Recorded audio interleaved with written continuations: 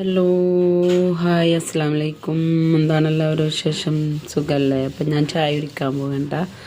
ചായക്ക് ഇന്ന് ഉണ്ടാക്കിയുള്ളത് പത്തിരിയാണ് കേട്ടോ. പത്തിരി നൈസ് പത്തിരിയാണ് കേട്ടോ. അതാ പിന്നെ തേങ്ങാപ്പാലുണ്ട്. ഞങ്ങളവിടെ പത്തിരിക്ക് തേങ്ങാപ്പാലുണ്ടാക്കും കേട്ടോ.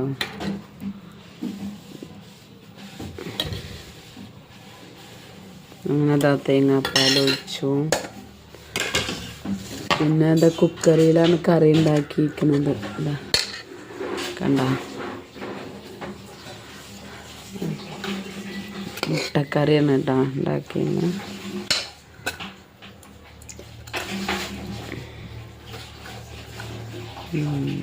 അപ്പോൾ നിങ്ങളൊക്കെ എല്ലാവരും എന്താ കഴിച്ച്?